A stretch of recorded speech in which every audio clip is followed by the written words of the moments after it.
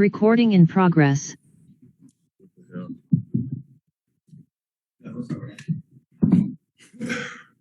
Well, Ty had said pregame that you didn't have to come back 7 games left in the season, that you could have shut it down.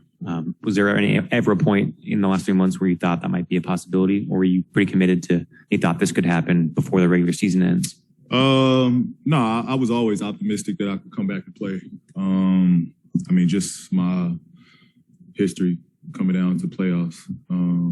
I've always played through some sort of injury. So I just didn't know how bad it was going to be or how much time it was going to take. But I just kept the guys encouraged to keep going and stay in it because at some point I will return. I know this is one game and I'm asking you to take the long view, but what do you think your return could do to kind of boost this team's postseason potential? I mean, hopefully it just raises the intensity, give the team a boost of morale, fresh energy. But let the guys believe we really got a fighting chance.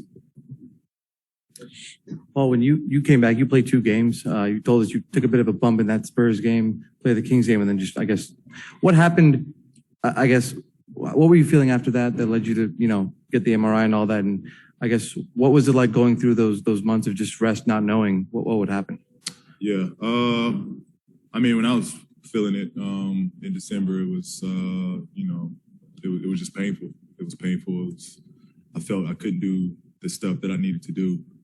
Shooting was never the issue. I could shoot and be a catch and shoot player for us, but to be a playmaker, to be, ball handler, I felt I would have been really limited just because of the pain. So, it took us to a point where, we kept getting MRIs to see if it would heal. Based off what the doctors was telling us, time was on our side, and really there's a chance of it healing with no surgery. So we erred on that side, and it paid off. Ty said before the game that we all know this is not going to be like an easy game for Paul George to get into. 34 on 10 of 20, and a minutes limit seemed pretty easy for you out there. Like, how did you feel out there in your first game back? It felt good. I mean, but honestly, I was well prepared coming into tonight. I shouted out the guys that was working with me through, when those guys were playing games and those guys was on the road. I was at Honey Training Center grinding, trying to get back and get back healthy and get in shape. And, the crew that was there to work with me really pushed me. And one person I didn't shout out was B. Shaw. B. Shaw really whipped me into shape. And so, it just got me prepared to play. First, we got on FaceTime. We got on FaceTime. My girl and my kids. How my much? Fiance, sorry, honey. Yeah, like when you talk about, you've had a lengthy injury layoff before. Arguably more serious injury, obviously, with the leg, the shoulder, before you even made your debut. How did those layoffs kind of help you mentally with this one? And what does this one mean to you to come back this time? Yeah, I mean, I just know what it takes. I know what it takes, the dedication, the commitment. It's more than just on the court, it's off the court. And so, I've been here before, so I know how to attack a rehab. And it's really just putting one day, and attacking one day at a time. And that was the best thing I could do, just take it one day at a time. Just keep depositing, good days after good days. Making sure I'm eating clean, eating the right stuff, staying healthy on that. And just, working my butt off in the gym. Just a quick follow. I mean, you've seen this team from afar make these comebacks, especially in January when you were that first month that you was out. What did you take from those comebacks, and what was it like to, I know you get annoyed by these comebacks sometimes, but to be a part of this one, like, what did you take from that? Yeah, I mean, it's simple. It's simple. When a team plays harder than us, it shows, and we get ourselves in a hole. And it's just across the board. We don't shoot the ball well. We don't defend well. We don't rebound well. We're late on 50-50 balls. We're not getting our hands on balls. It's just, the list goes on when we don't bring any energy and effort.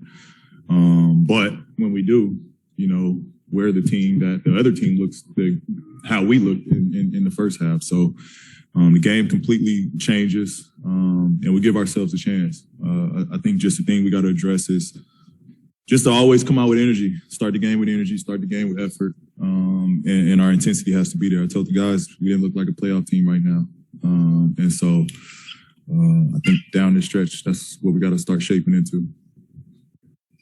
You mentioned B. Shaw. Like, what was he having you do? A ton of running, unnecessary running, but it paid off. You say unnecessary? Yeah.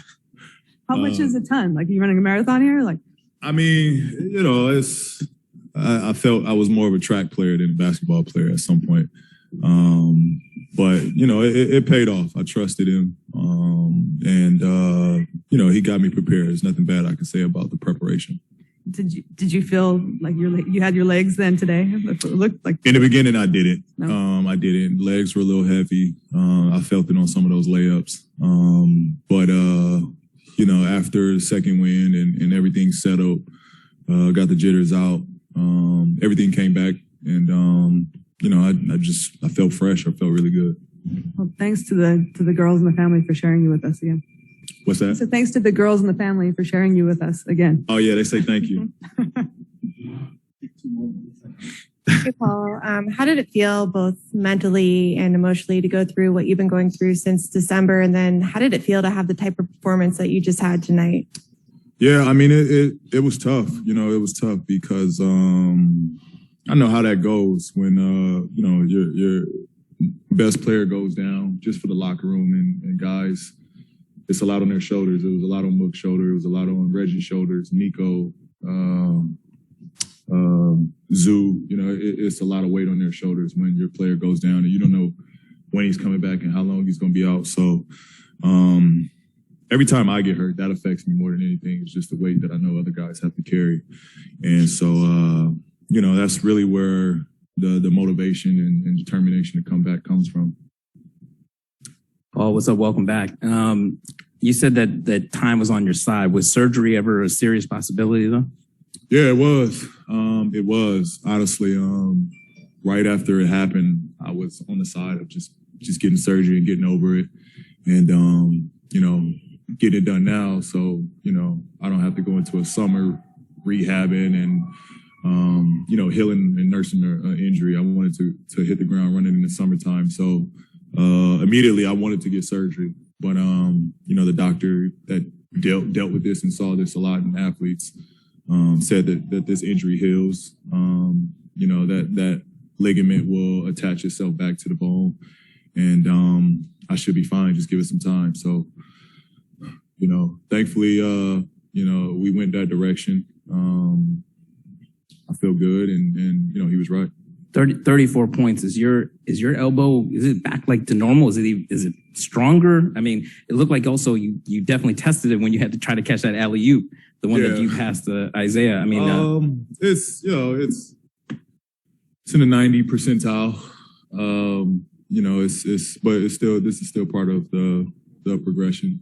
It'll get stronger. That ligament will get stronger with the stress put on it. So, but I feel good. It's no pain. There's, you know, nothing of that sort. It's just, you know, more so just, you know, the repetition of me shooting, strengthening that area, and kind of just, you know, getting that the elbow into playing shape pretty much, because I did have some fatigue early on when I was shooting and cramping and muscle cramps in there. So I think it's more so just that muscle and my forearm get stronger. Recording stopped. Yeah.